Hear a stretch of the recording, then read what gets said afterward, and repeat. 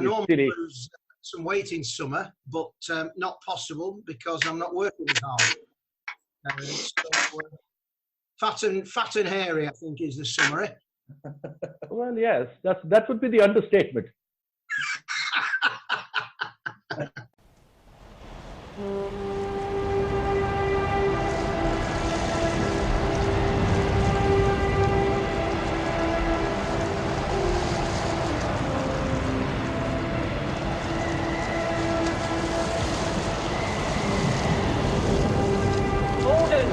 Ordered! Send Moorhouse to save the house! Come on, the house! Hello everyone and welcome to another edition of the Housecast. This is a podcast run by Lowerhouse Cricket Club and trying to bring a little bit of sanity into the world at these very difficult times. We have got a couple more of interested businesses looking to sponsor the podcast. We've got Alexandra Grace Law, it's a firm of solicitors in Burnley, and also SPE Furnishings that also wish to sponsor the podcast, which is fantastic. So we've got Joe Martin and Paddy Martin going to work some jingles with Paddy's new guitar and Joe's voice to get some jingles in place. Our sponsors, and obviously Johnny Russell, who has been with us from the start, from Milltown Pies and Arc Caterers. Once again, can I just ask all the listeners, it's fantastic that we are having so many listeners. We're now up to 500 and going beyond each episode, and I'm sure today's guest will take it well above that. If all the listeners, once you find the podcast on your provider, if you would subscribe, it does help us with our figures and helps get sponsorships in. So here we go. I hope everyone's keeping well. I'm Jez Hope. I'm an ex-Lowerhouse player and I'm here hosting today's show with two very special guests. We've got a new co-presenter to help me out today. We've got our current first team captain, Ben Heap, obviously a fantastic lad at the cricket club, and he's come along to help me to present this. Thanks very much, Ben, for coming along. How are you keeping in these difficult times, Ben? Hiya, Jez. Yeah, not too bad. I think initially, like most people, the first part of the lockdown, I struggled, I'm not going to lie. But now we can get out a little bit and do a little bit more. You know, I'm finding things a little bit easily. Shelley's still been in work, grafting hard, so, you know, I've had a bit of earache off her. Just lounging around at home, not doing a great deal, to be honest. Yeah, it is very difficult. And I suppose now, you know, cricket would come along after a winter for us, and that's what we all look forward to. But, you know, I think let's all just keep our peckers up and let's keep trying to motivate our spectators with things like this. Thanks very much, Ben, for coming on. I really appreciate your help. No problem, Jess. Okay, so again, I'll just mention my son, Adam Hope. He pulls the podcast together, gets everything out on the different formats. So thanks very much for doing that, Adam.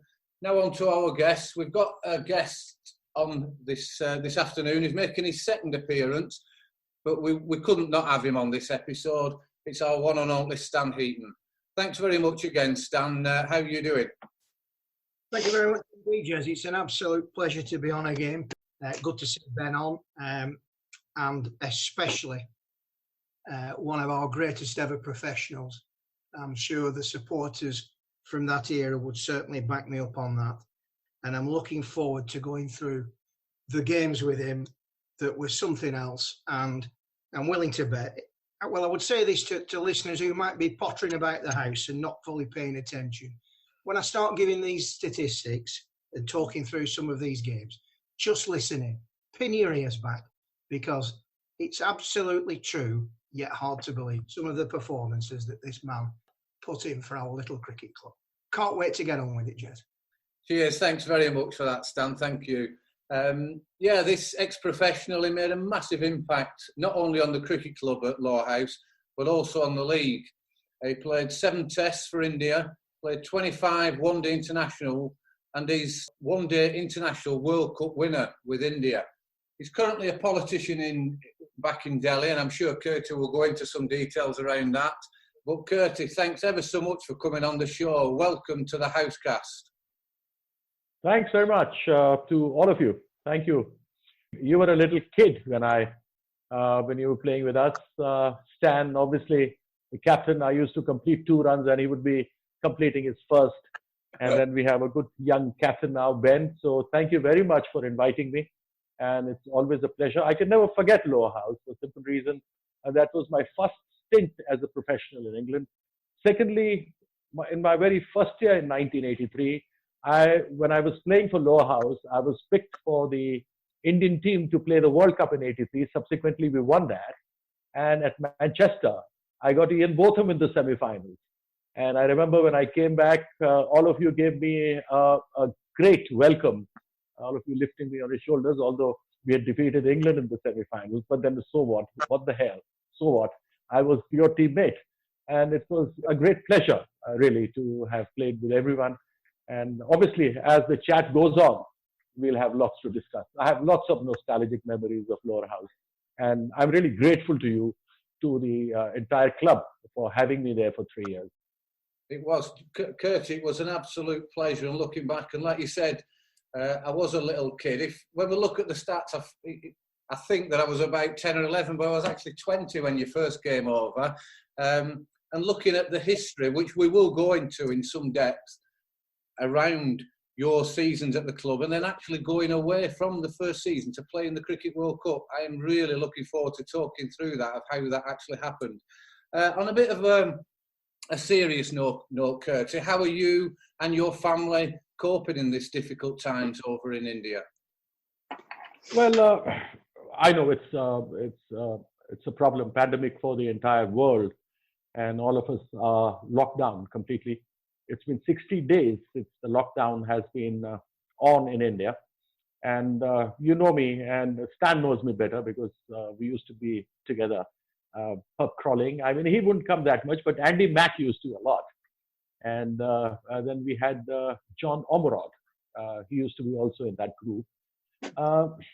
I feel like a caged animal somewhere in a zoo. And I'm one of those who's a workaholic now after getting into politics. I feel very strange because I have been involved with the public. I've been thrice member of parliament from the House of Commons, which is called the Lok Sabha in India. And hence, I feel very sad sitting at home. So I'm on to my social media and I keep on helping whichever way I can to those poor people, the migrants who came as laborers from back home in the east of India. Yeah. So I'm just spending my time. My wife, my younger son, well, he is with me. He was to go to Bangladesh for his business, but the lockdown was announced and hence he couldn't leave Delhi. So we are here, and then I'm reviving my cooking skills as I learned when I was in England during my stint there as a professional. So I'm looking forward now again to I come to England every year, stay in London at Mayfair, but this time, whenever the opportunity comes, I'll come to the club, maybe on a Saturday or Sunday when you have a home game, have a few drinks. I remember Jerry Dawson at the bar. He was a big miser, that guy. I've heard that he's no more. May God rest his soul in peace. He had that Rose Grove service station across the road from where the pavilion was. That's right, yeah. Opposite. And next to the Rose Grove school, yes. If I'm not wrong, right? Where a lot of my sixes landed.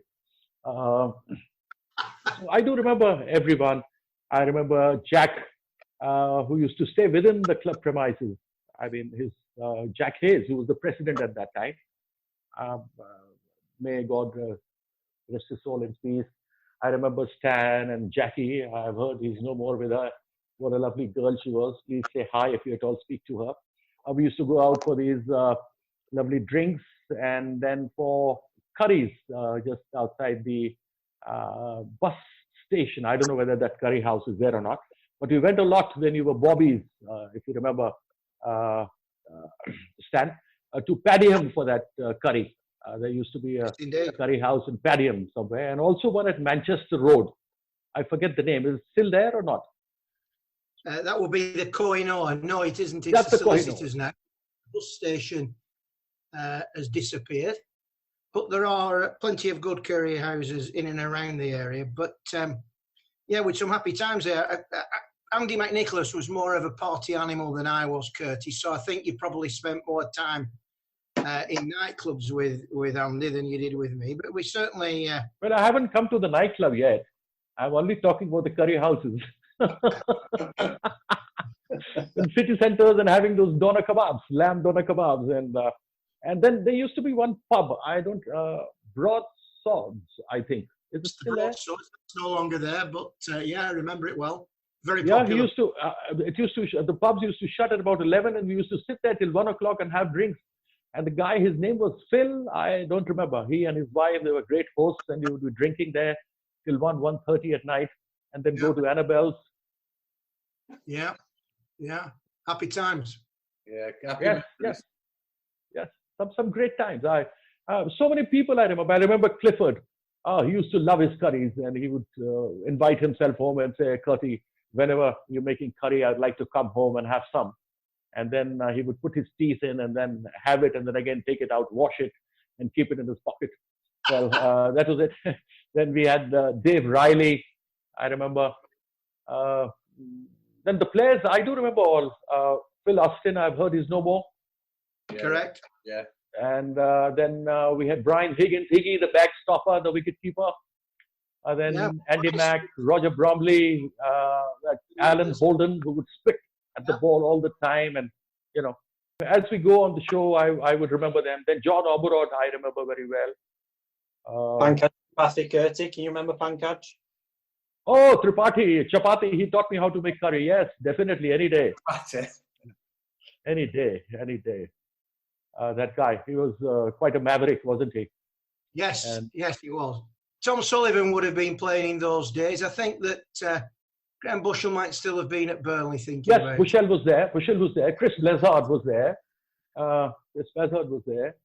Brian Holmes was another. David Brian Keith. Holmes, yes, and Rusty. Fairclough, Keith's the treasurer. My right hand down on the facilities side at the club. Great lad. We'll get. I think we'll get Rusty on at some stage when we can teach him how to use a computer or a telephone. Who was the captain in '83, Stan? Was it you? Were you the captain that year? Yeah, no, he was captain for all 3 years. 83, 84. No, Alan Holden was the captain. 85. I captained at 85. But Alan was captain the first two glorious years. Kirti, you mentioned there before the World Cup. I think people will be staggered when I tell them this, and I wondered if you remembered. You played in the cup final on something like, off the top of my head, June 25th and June 26th, the day after, you pro'd for us at Burnley. The day after you've won the World Cup, you played for Lowerhouse Cricket Club. Incredible. Correct. I came back. Somebody came and picked me up, and I said, kindly pick me up, and we came back and played the game at home. We were playing at home that game. Yeah, it was. It was at home, was that, Kirti? You know, you can't resist it.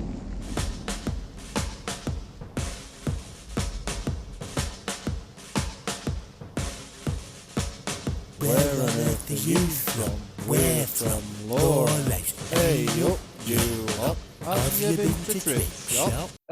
Kirti, we're going to go into the, into your seasons and when you were at the cricket club. But a lot of the spectators and the listeners to this do like to know a little bit about the guests and about our ex-professionals. Can you just tell us how you got into first-class cricket and what your memories are of your passage into becoming a professional? As a young lad, I used to go with my elder brother. He was captain for his school as far as cricket is concerned. And then when he came to college and to Delhi, I used to carry along my plastic bat with him and go to the National Stadium. And slowly I got interested in playing cricket. And at the age of 12, I played the 8th Division League in Delhi. And my coach was very happy with me. He came to my father and said that I would like to change his school to modern public school where there are proper coaching facilities, and the school that he's in at the moment, there is no cricket. So my school was changed and I came to modern public school, and there was a lot of cricket and a lot of, they used to promote good sportsmen. It didn't have to be, if you were not good in studies, that didn't mean you couldn't play into sports. But I wasn't a bad student either. But then they encouraged me, and then obviously I started playing for Delhi schools at the age of 12. And then I played for North Zone schools, that's the All India tournament, and went around the country at the age of 12. And then at the age of 16, I got into the county side, that's the Ranji Trophy side. And I played my first game at the age of 17 against the visiting MCC side when Tony Greig had led the English team into India in 1976. And that is when I went to college. I went to St. Stephen's College, and I did history honors, graduated from there. I had an opportunity to go on a Rhodes scholarship either to Cambridge or Oxford, but I denied that because I wanted to play. And had I gone to either of these universities, I wouldn't have had the opportunity really to play in domestic cricket in India and then try and play for the country. 80-81, I got selected in the Indian team to tour New Zealand, Australia and New Zealand, 80-81. I got 100 that year in the finals of the Ranji Trophy against Mumbai, which was almost an India side. And got into the Indian team and went and played in Sharjah, other places, played the one days, played the West Indies, played the visiting Pakistani side in India. And in 83, it just happened that somebody contacted me from England saying that if I was interested in playing league cricket, and that would be for 4.5 months. During the time in India, we used to play summer cricket starting at 7 o'clock in the morning. It gets to about 45, 46, 47 degrees like today during this time. And this is the time when we used to play our summer cricket, starting at 6:37 in the morning, finished by 12:31. Used to be a 40-over game. But then I said, well, let's give it a try. And then I came to Lowerhouse. That was the first time. I was a pampered child at home. We had so many people to work. I never had to cook, never had to wash my clothes or clean my house or change the bedding or whatever, and hoover the house and vacuum clean it. But then I learned all that in England, and because I stayed there 4.5 months. The worst was when I would go to a restaurant and eat, it used to cost me approximately 25 to 30 quid. And I would convert that into Indian currency and said, my God, that would be a month's pocket money for me. But then slowly and surely, Pankaj taught me how to cook.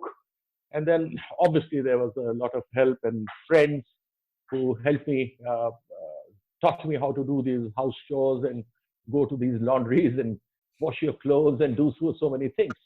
So in a way, that was a big learning curve, very good cricket, lovely guys. And I never knew, because the standard of cricket when I played A division cricket in Delhi was a little higher than what I saw there. And then obviously in the beginning, I used to get really irritated when I would find somebody dropping a catch or doing a misfield or playing a bad shot getting out or bowling bad. But then slowly and surely I realized that, yes, they are amateurs and I have to be with them. And obviously I have to be behind them and look after them and fight with them, because I myself was first time playing as a professional, because at that time we were playing as amateurs. Even if we were playing for India in our country, we didn't have professionalism at that time. But then all those top class cricketers were fit and they knew what their jobs were. But then slowly and surely I learned, I loved it, and I still visit. I'm practicing really hard. I'm about 3 kilos more than what my actual weight was when I played international cricket. So maybe, who knows, I may come, Ben, give me an opportunity to play as an amateur, a couple of games for you.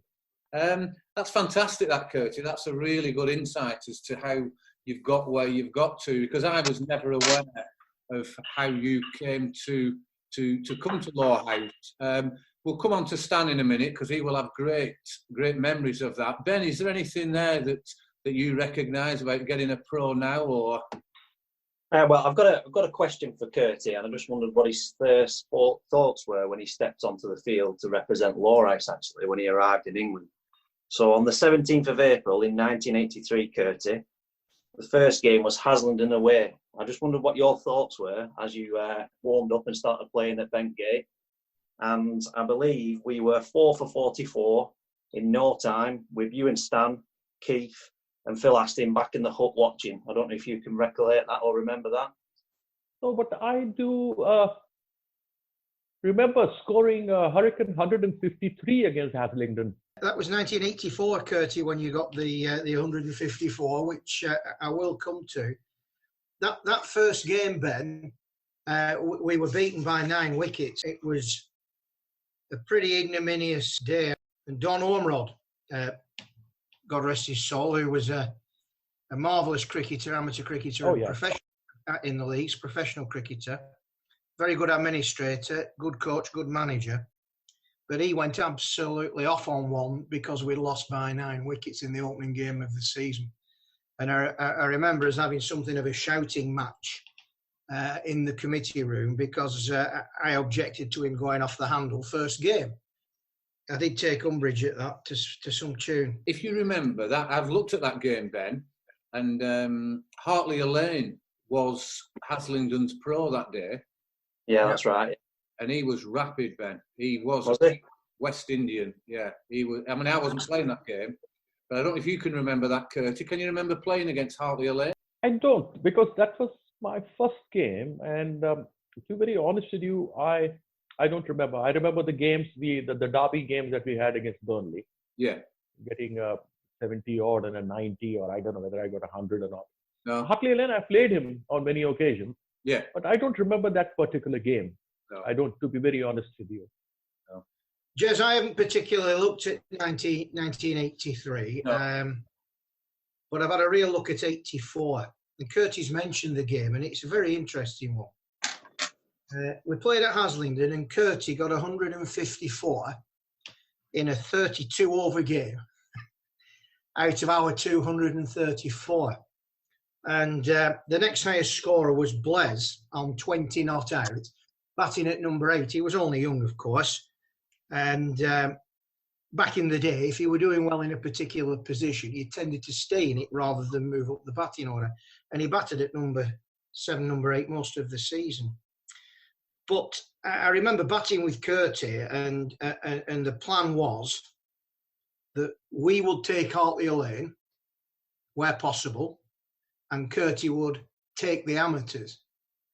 And I think Hartley finished up with 4 for 44 that day. And the amateurs did their best to keep him out. And Kirti really, I'm not saying he never faced Hartley Lane. Of course he did. I remember him hitting Hartley Lane for several fours. But Kirti got 154 out of 234, which if you translate that into today's terms, off a 32-over game, it's a mammoth score. And it's a mammoth score in the days where the wickets were nothing like they are today. Today's wickets, Kirti, in the league are hard, Surrey loam. We've got, every club has covers. So you're playing on a different surface. It's not as firm as a county surface, obviously, but it's much firmer. Better than what we had in the early 80s. For sure. And at the time, could sometimes be something of a lottery. Quite a few fixtures would be 129 beats 80, or in one case 70 beats 50. That wasn't uncommon, and scores of 154 for an individual were more or less unheard of. 234 would probably be about 290 now, and the crazy thing is we lost with 5 overs to go, and I was the captain that day, and it was probably the lowest point I've ever had in my career, in my brief spell as captain, because I delayed changing the bowling probably too long, although the opening bowlers had only bowled 4 overs, but they were going into the abattoir, they were going into the housing estate. You bowled quite tight, Kirti, that day compared to the rest of them. But it was an absolutely incredible innings from yourself, and one of many. Some of the hitting was and I really encourage people to pin their ears back. Some of the hitting, Ben, was absolutely unbelievable. Right, let me just get straight in there, Kirti, while I've got you and Stan together. So in 1983, you played in the World Cup final under the captaincy of Cathal Dev, is that right? That's right. Yeah, and during your Lowerhouse career, you played under the captaincy of Stan Eaton as well. Stan Eaton and Alan Holden. Alan Holden first, and then Stan. Well, let's just talk about Stan because he's here. So I just wondered how that differed, playing in a World Cup final under Capel Dev, and then playing under Stan Eaton at Lowerhouse Cricket Club. Oh, you can't compare the two. It was more difficult playing here than playing in the World Cup against international sides, because at least you knew who was coming from where and what he was going to do to you. But when you were playing amateur cricket here, you had. I felt that Roger Bromley was a fantastic swing bowler. He used to bowl brilliant outswingers. But the kind of heart he should have. I used to always pump him. Come on, Roger, you are really good. You have to work hard on it. You have to do it. And he would be really brilliant in spells. And then he would completely go off, So, I thought that he had good really to get on to the stuff, the kind of bowler that he was. He was young, he was good. He bowled, he had a natural action with a very good outswing. But unfortunately, he didn't do that. Andy Mack, another guy, Andy McNicholas, he was quick. He was wayward, but he had a big heart, and he would really want to go and hit the bats and take the wicket. If that heart of Andy's was with Roger, I'm sure Roger would have done really well. Or if Roger's talent was with Andy, he would have been a different guy altogether. So it was difficult really to be handling amateurs, and then you have a Bobby as a captain, then he's trying to always be there with his baton, standing there and being very stubborn and all that kind of stuff. So I would say, Stan, take it easy. We need to, someplace we need to adjust and listen to me and do this or that or whatever. So Stan would ultimately listen to me. He would murmur a few, obviously explicit within his breath, and then would accept it. But then it was great fun, because I thought it was also a learning curve for me when you played with these amateurs. And especially uncovered wickets, and it was a piece of land rolled. You would never see the kind of turf that you would see on these first-class matches or on these county grounds. It wasn't there. But then it was tough life, and it revolved around you as a professional, because they expected you to do well. And if you didn't do well in a game and some other professional did, these club guys used to come to me. Clifford would come to me and say, "Kirti, you saw that how he played today?" They would just put it into you, all the time, fingering you. So, that used to always pep you up to do well.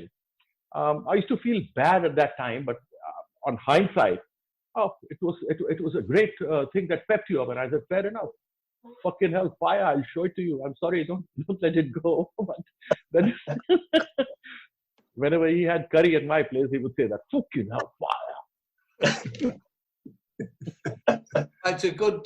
That's a very good description, Kirti, of a very short paragraph around your career. That I do remember that vividly. Your frustration sometimes at maybe the amateur cricketers and maybe the umpire or the state of the pitches. What's your recollection, Stan? Is that quite accurate from Kirti? Yeah, I think it is, definitely. I mean, we've got to remember that Kirti had come to a new country, and back home, of course, he was nearly royalty. And here he lands in Lowerhouse. And if in Kirti's case, you're at one end scoring anywhere between 40 and 140 and taking anywhere between 3 and 7 wickets, and you're being let down by the amateurs, it was totally understandable. That said, the first season we finished under Kirti, we finished 4th. Kirti had 757 runs at 44.4 and 37 wickets at 16.9, and he did miss quite a few games through the international situation with India. In the second season, we finished 5th. He broke the batting record with 1,069 runs at 56.3 and 72 wickets at 16.7. Now, those statistics, nigh on 1,100 runs and 75 wickets, are almost in the Super Pro bracket, yet we only finished 5th. So it does beg the question, what were the amateurs doing? And in many cases, they weren't supporting Kirti. And I mention all that because on occasions he did, of course, get frustrated, but it's perfectly understandable. Perfectly understandable. Off the field, things were discussed, no falling out. We had a beer after, with a discussion, we had a beer, and we moved on. But I don't want that to make it sound as though Kirti was some raving and ranting all the time. Of course he wasn't. But there were occasions where we severely let him down and he let us know. And rightly so. That happens now, Ben. Absolutely. And I would say this.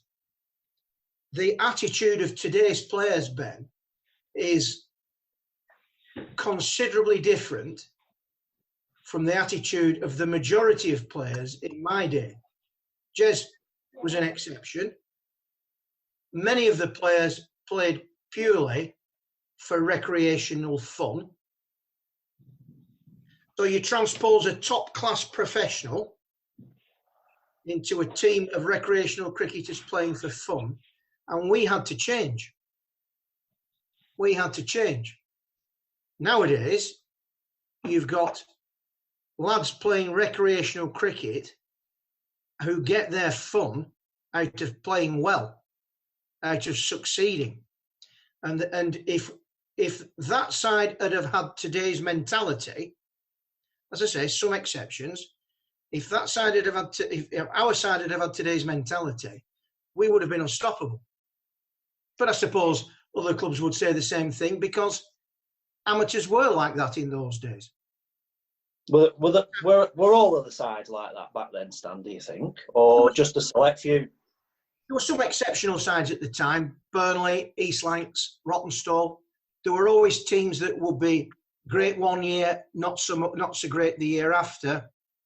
And we probably, in a different season, may well have been higher than fourth or fifth, but for the quality of the other sides. And Haslington's another one. There were some exceptionally good teams, 1 to 11. If you look at the modern day success of Lowerhouse Cricket Club, we have had players batting number 11 who have had Lancashire League 50s. Joe Martin is our 9, 10, 11 with a Lancashire League ton under his belt. Well, back in the day, and this is a little bit of a defence of myself when you hear what Gary's had to say and Paul Stansfield about slow batting, 1, 2, 3 in the pro were the batsmen. 5, 6 and 7 might throw you a quick 20 in, and 8, 9, 10, 11 couldn't bat. So if 1, 2, 3 in the pro didn't give us a solid foundation, we would be castled. Now, that doesn't happen now, Ben. No, absolutely. The entire 11 can bat, have all scored Lancashire League 50s, even now, I think. And the bowling, of course, is entirely different because you're limited to the number of overs you can bowl now. Back in the day, you could bowl 25 from one end, or I think we might have even played 34 over games. 34 over games in those days. 8 ball overs. 8 ball overs. So it was a different world. But Stan, I would butt in here. Yeah, sure. Had we tasted blood, had a team tasted blood, the way these guys have won the league 3 or 4 times, they know what winning means, what pride means. Had we been anywhere near there or tasted blood by winning the tournament, I'm sure the attitude would have been absolutely different. Do you agree with me? You're absolutely spot on, Kirti. One of the differences I would venture to suggest as well is that all of the current first 11 who are products of our own juniors, which is, I think, a large percentage of them, 9 out of the 12 maybe, and Finch's been with us probably 15 years, maybe more. They're used to winning. Because as juniors, they very, very rarely, and Ben's been through this, although Ben was at the sort of front end, but people like Paddy and Joe Martin, Johnny Whitehead, Matt Walker, the Baileys, obviously three of them are no longer with us, never saw defeat as a junior. And winning is a good habit. So these kids who came into the third 11 when they were 14, 15, all of those that I've mentioned, and possibly yourself, Ben, on their debut in the third 11, started off with a maiden 50. Wow. You know, so they're used to being able to succeed. And I don't think that can be ignored when you look at the success that we've had, because they know how to win. And back in the day, we'd been runners-up in 82. We'd been in the cup final in 1980, but we didn't know how to win. And there's a certain mentality to that, Kirti, as you say. And I think that's a huge difference. Kirti, I'm looking at the whole league's averages, and particularly you topped it, beating Madden Lal by 61 runs. What's your recollection of that season? How did you feel that season went for you personally first, and then also for the club? I think 84 was a very successful season for me. And because I got the record, the batting record, then I picked up over 70 odd wickets, I think. I don't know if I'm correct, more than 5 wickets 7 times, something like that. And by that time, in my second year, I had understood, after having played the first year, because obviously I had to miss out in between, then I came back again, there was a break. But then whatever little I had learned, I knew when I came in 84 that there is a lot of responsibility on my shoulders. And I'll have to take the team, and I can't get frustrated, and I can't really go there as a professional and speak to them. I think I may tell them where they are wrong, but then I have to really take them along with me. And hence you will find that a lot of other players also side by side have done well in 84, if I'm not mistaken. And so it was first year, 83 was something where I would get frustrated and expect a lot of things from them. In 84, I knew the limitations, and I had to bring out the best playing alongside these chaps who were either batting with me or bowling at the other end, and play with them, play around with them, take the responsibility, work hard for the games. And then I realized that everybody loved that hat money that used to come in when I used to get a 50. So I used to get my 50, normally the way I play. And then from 50 to 100, when they were collecting money, I used to go and start hitting 6s and 4s. So people would get excited and, put in more. And whenever there was more than 100 quid in that hat, the guys would say, not 1 round, but 2, Kirti. I would say, fair enough, guys, take 2 rounds, no problems at all. And that is how it used to go. My best year that I have played my professional cricket in England, because I played in Sunderland. And in Sunderland, the very first year, I broke the club record. That was, I think, 1,300 some odd runs scored by somebody. I was playing for Sunderland Cricket Club. That was the Sunderland Football Club. And I straight away broke that. But then those professionals, the wickets was better. They were a little more professional in their attitude. And 84, because as a professional, I had to take the team along with me. That also taught me when I captained my Ranji Trophy side in Delhi, even though they were all playing first-class cricket. But then that responsibility that I learned in 84 was also very good for me. It was a learning curve for me, not only in cricket, but also in life, how to handle family, how to handle friends, how to handle other things, and not be really wild. So I was wild, but to a lesser extent after 84.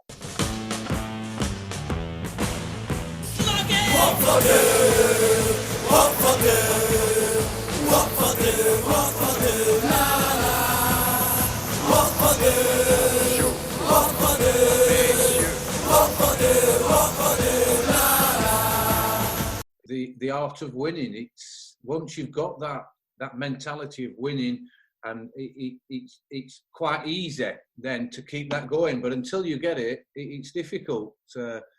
Stan, I know you agree with that. Have you any other comments around that season and what Kirti's just mentioned? He scored 101 against Tolmadon.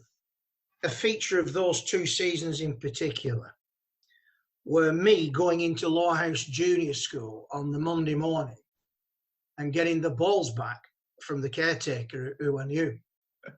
And we're talking here, it not only hitting the ball out of the ground, across the park, over Liverpool Road, into Lowerhouse schoolyard.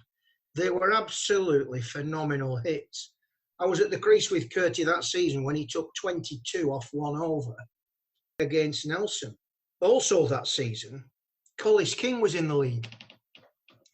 So you can imagine, Collis King, of course, was a phenomenal hitter and a West Indian Test cricketer. You can imagine the excitement in the league.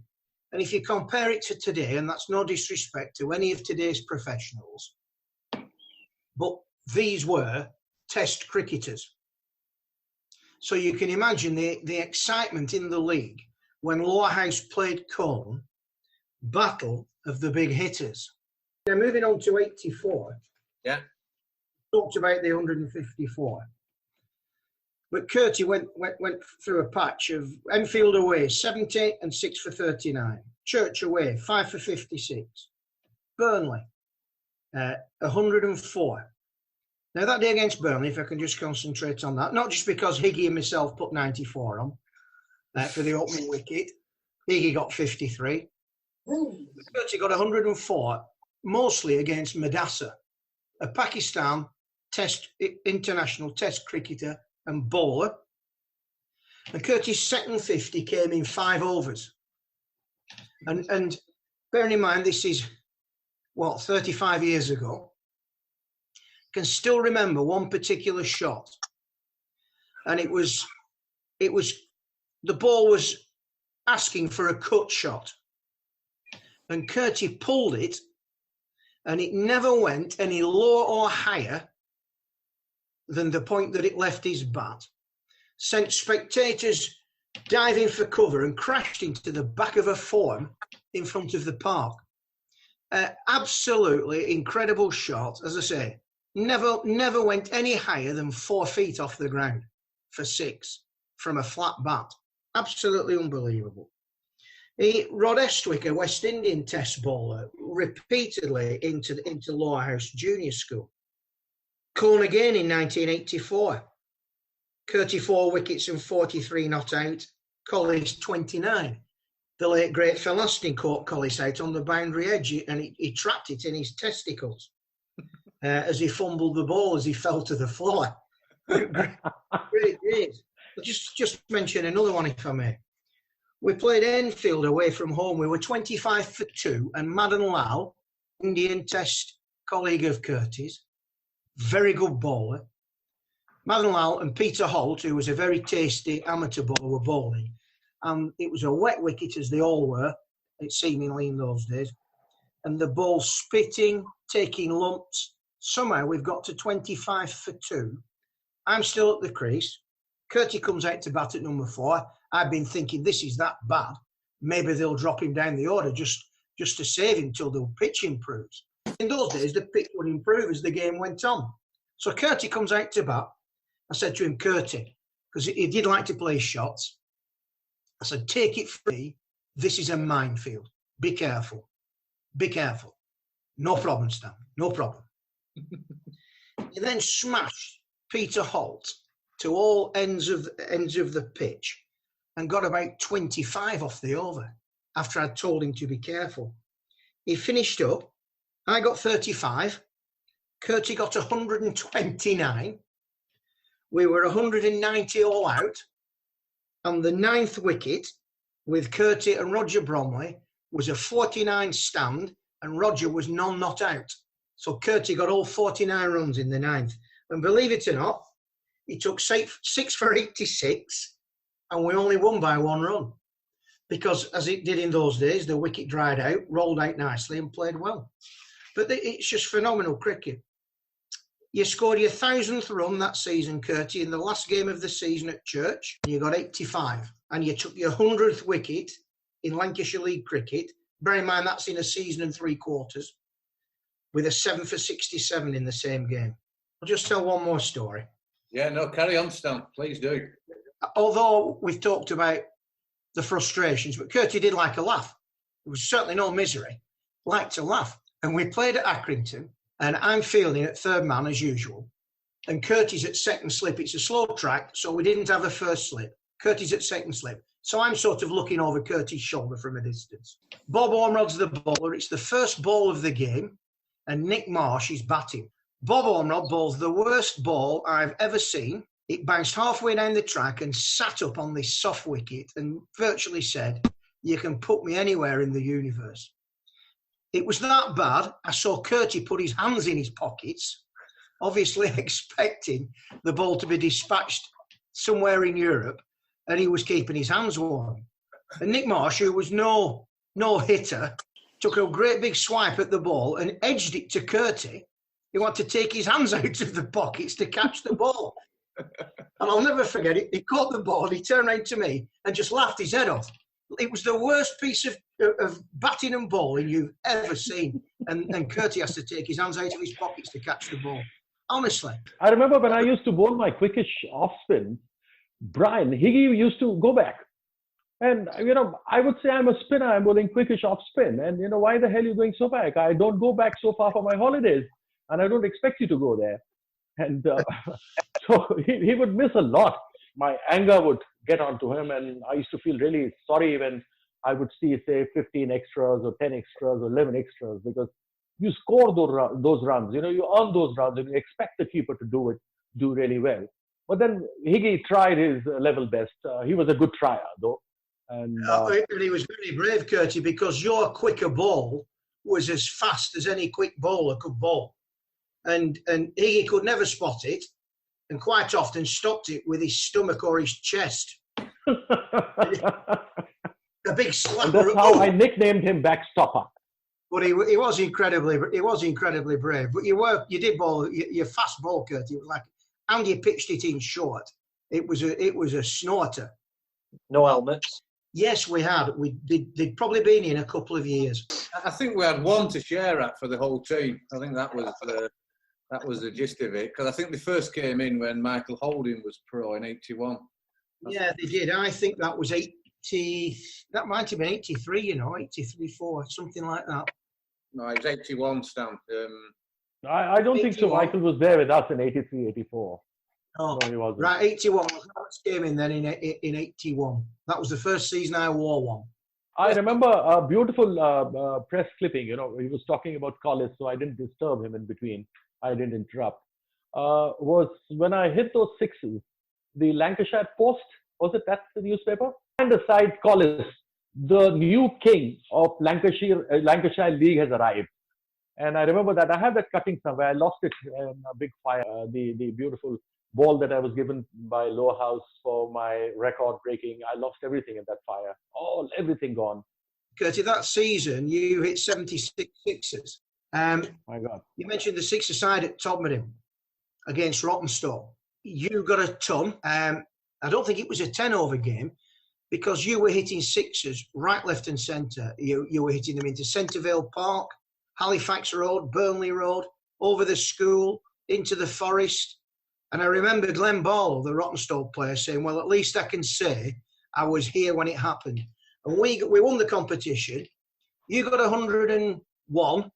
We got 109, and Andy McNicholas was 5 not out. And the greatest thing about it, because it was a day of fun, between every game, you were downing 2 or 3 Bacardi and Cokes. That's right. So when you went into that final, you had probably half a dozen Bacardi and Cokes under your belt. But it was a glorious day, big crowd, and my, did they get entertained. Was that your second year with us, Kirti? Was that 84, that six-a-side? Yeah, that was second year. Yeah. I told you, that's a year when I learned myself a lot, how to be along with the amateurs, how to help them out. And it was my second year, my best season, the most enjoyable one for me, because I picked up wickets, scored runs, and when I hit sixes, I got that Lancashire Post, standard side Collis, the new king of Lancashire League has arrived. I managed to have a lot of supporters coming in.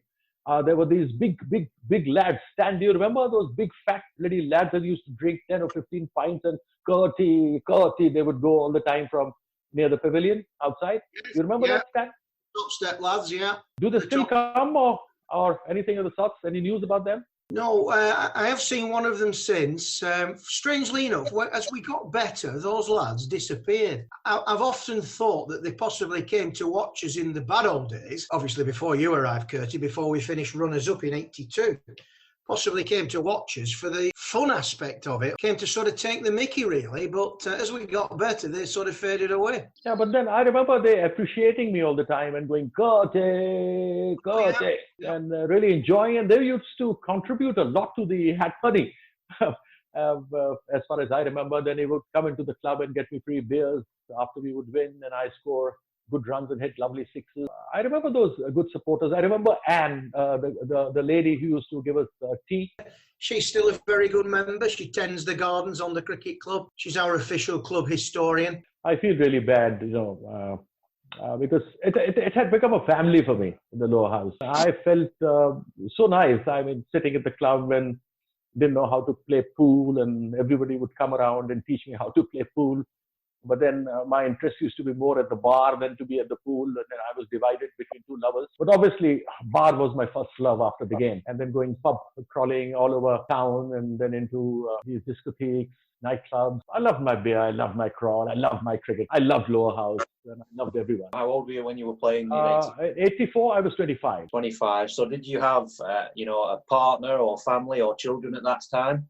No. I was a stag and I was enjoying myself, fornicating around. How was it being away from home for that amount of time? How did you find it? Did you find it difficult at all? You talked about learning about yourself. Ben, by that time, I had got used to it because I used to be traveling with the team. I used to be out 6 to 7 months a year playing first-class cricket or for India, touring somewhere for a month and a half or 2 months, or domestically, you're traveling around the country playing those Ranji Trophy matches. And that all happened from school times. And then once you started playing Ranji Trophy, you would be 3.5, 4 months away. When you started playing cricket, you would be 5 to 6 months away, 7 months away at times. My first trip to Australia, New Zealand was 4.5 months tour. That was felt really homesick. But then you slowly and surely get used to it when you start playing like that. And so I was a single man till the 30th of April, 1986. And after that, I was a tamed animal. Until lockdown. And it was lockdown for me from the 30th of April, 1986. Yeah.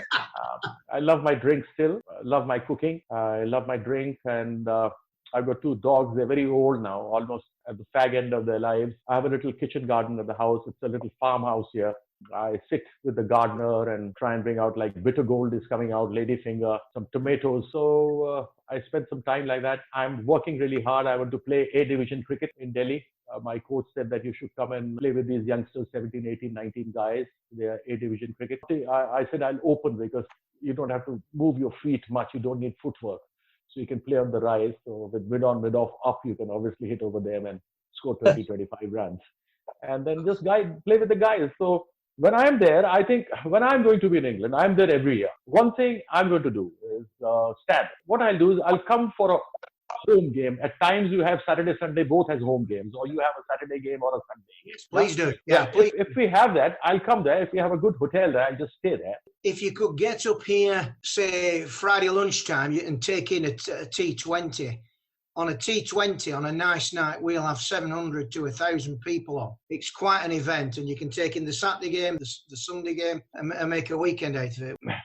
I come there on a Thursday afternoon.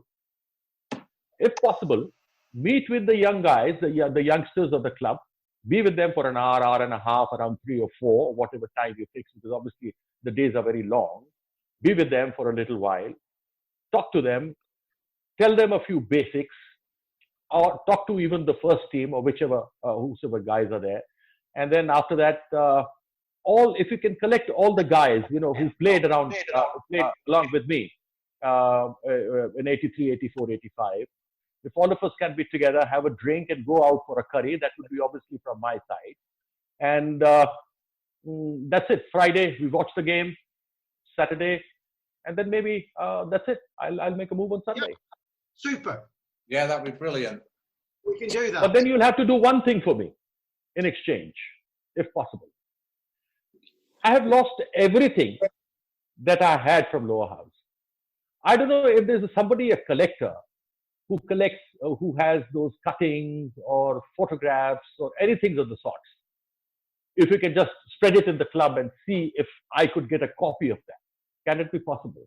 Well, we've mentioned Anne Cochrane. I will ask Anne Cochrane if she will get down to Burnley Library and get them out from you off the old Burnley Express microfiche. Superb. If that can be managed, nothing like it. Some photographs, I'll pay for that. I mean, I have no hassles on it. If there are photographs, and if I could get an actual photograph or whatever with the team when I came after the World Cup victory, scored that 100 against Todd, and you guys had lifted me, and there was a huge photograph at the Lancashire Post of Burnley, I don't know, Express, which newspaper. I would want that, because that nostalgia, that beautiful feeling of being there, because the first impression is the last one, and that was my first appearance in England as a professional. Leave that with me. We'll get that sorted if we possibly can. No problem.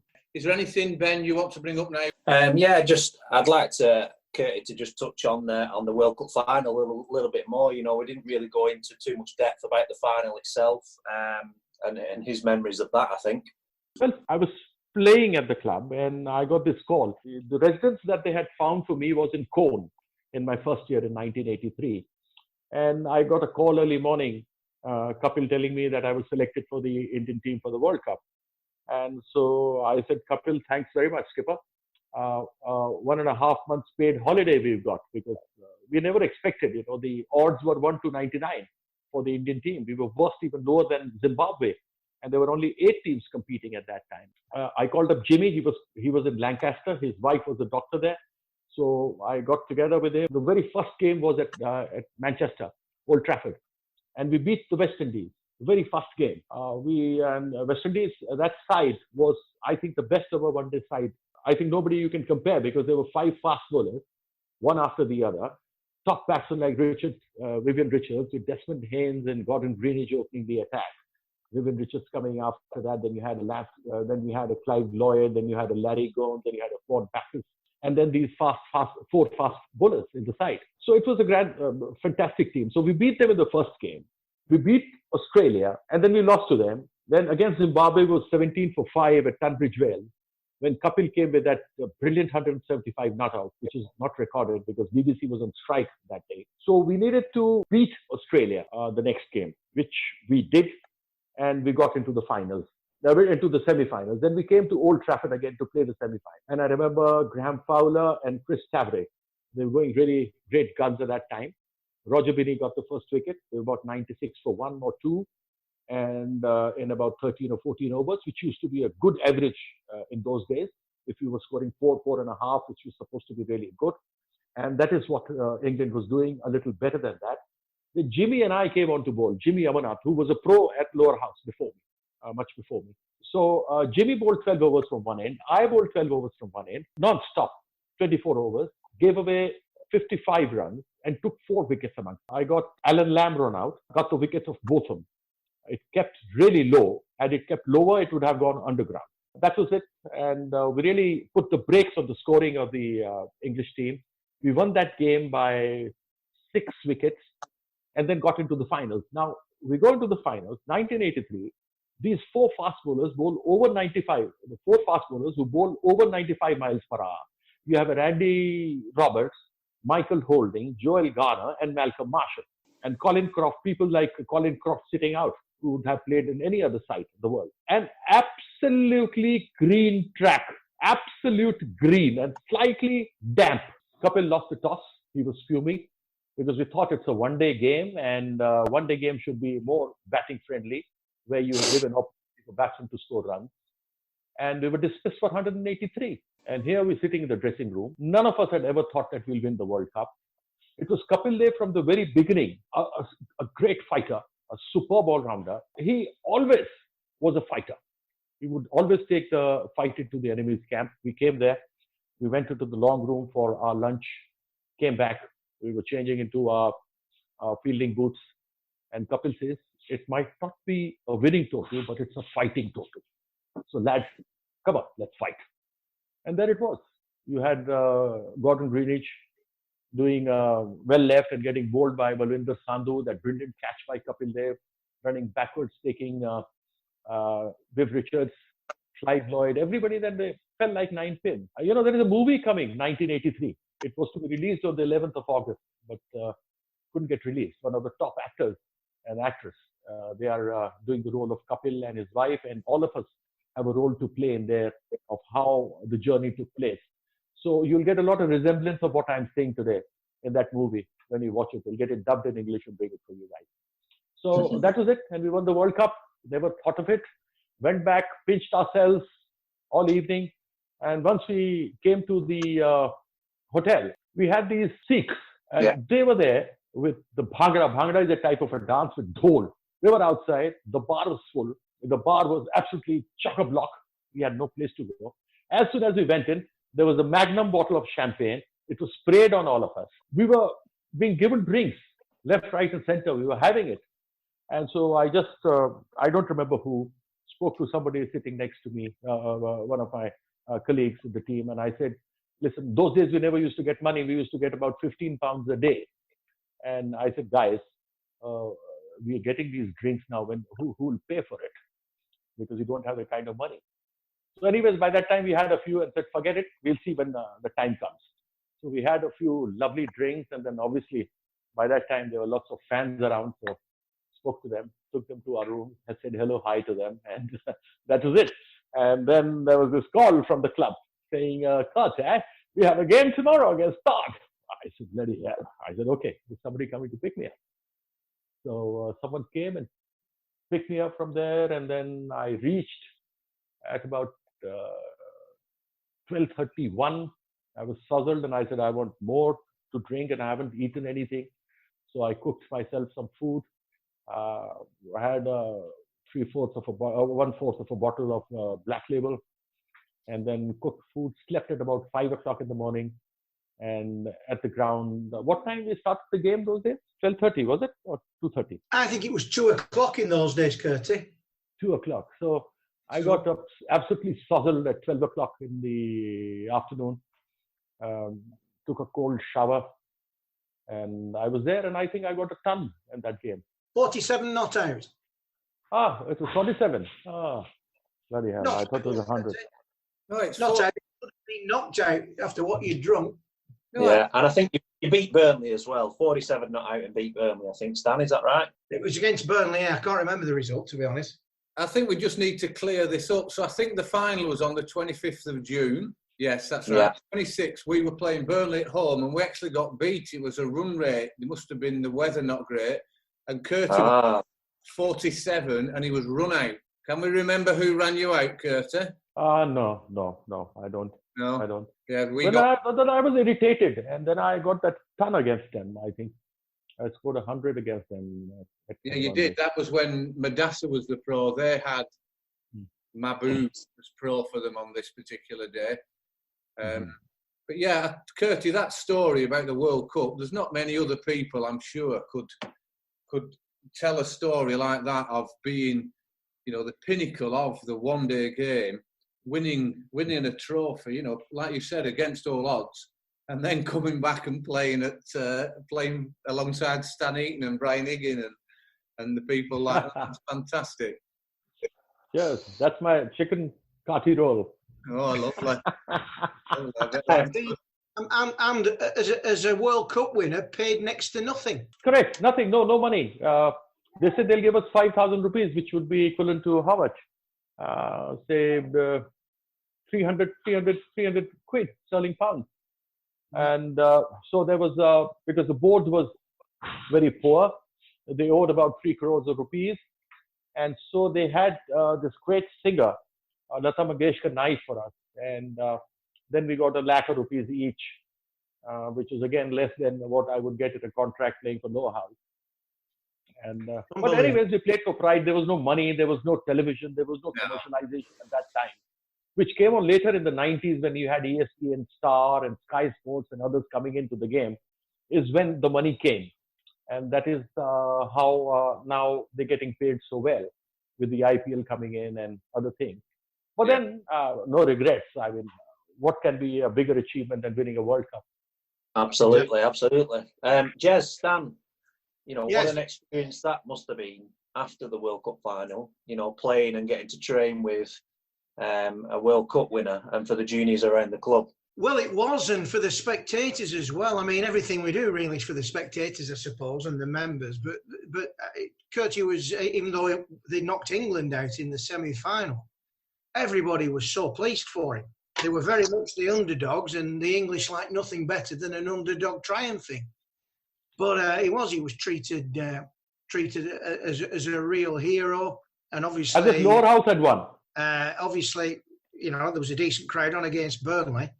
And everybody was, you probably had your hand shaking more times that day, Kirti, than the rest of the season. That's saying something. They were great times. I mean, if you look at the professionals, if I just refer to this, in 1983, guess who was the second in the all-league averages come the end of the season? He was the top amateur, and he was behind Ross Ormiston, the New Zealand player, test player, in the batting average. Any idea who it might be, Ben? Stanley Arthur. No, it was Jeremy Arthur. Jeremy Arthur Hope. He had to have played 5 innings. Jez 5 times, scored 111 runs, was only 8 twice, and had a batting average. Had 2 completed innings. Only 8 twice, and a batting average of 55.5. And he was ahead of Collis King, Kirti Azad, Brendan McArdle, and Madassa Nazar in the batting average. Jez, as a youngster, rumour has it you were a batter originally. Is that right? I know we're going off a bit here, but yeah, no, it doesn't. No, it's all good stuff. Yeah, I did a lot of batting. We talked about it in other podcasts, and I don't know whether it was good for me or bad for me. A third 11 created, and with 3 absolute legends of the club at the time: Arthur Greenwood, Rule Reeve, and Herbert Marsden. And they took me under the wing as a batter, and it was time cricket. So I just used to block the shit out of it all afternoon and get about 10. But I got a 50 that year in the first team. And then I think, you know, a little bit of when I started to bowl, the batting just went quite rapidly downhill, really. No explanation, maybe not enough time put on it. But yeah, good memories. Yeah, we really enjoyed, you know, playing those early years with Kirti, learning a lot from that. And, you know, and as he said, you know, watching Jimmy Amanas play, I played 1 game with him. And like you said, Stan, some fantastic pros around. There really was. Well, it's the remarkable thing about league cricket. There isn't another sport where an amateur, the Joe Bloggs who works Monday to Friday, can play, or could in those days, play with and against the greatest players in the world. No other sport like it. Right, thanks very much, Kirti. That has been absolutely fantastic. Ben, great for you coming in and having a bit of an insight. I'm sure this has opened your eyes a little bit about the early 80s. Thanks very much, Ben. Stan, thank you once again for your research and coming in to speak to Kirti. But most importantly, Kirti, thanks very much for dialing in. I know you're 4 or 5 hours in front of us now, aren't you? So you'll be 8:30ish around there? Yeah, it's 8:30, exactly. 8:30. Soon be time for your first black label glass of whiskey, I have no doubt. Oh, it's already there, right in front of me. That's very good. That's very good. Kirti, I'd just like to say a big thank you for coming on the show, and let's hope we can see you next summer. That will be fantastic. Have you any closing words you want to say, Kirti?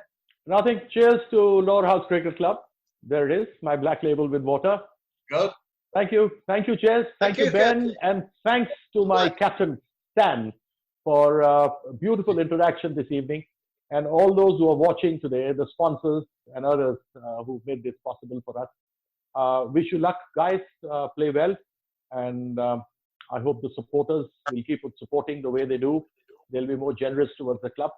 After all, struggled to win for the first 100 years, and then now we have some good lads, and they need some good support. So anyways, I'll be there next year. We'll be with the guys, maybe on a Thursday, meet with them, see a game on Friday and Saturday, and then leave on Sunday. Definitely, I'll be there with the club next year. All the best. Take care. Thank you, all the Kirti. best to Lowerhouse Cricket Club. Thank you. Kirti. See you soon. Bye. Yes, Bye-bye. we will.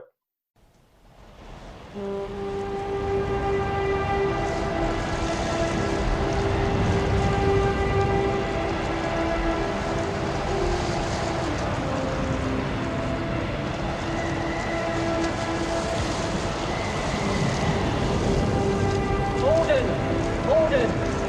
Send Moorhouse to save the house.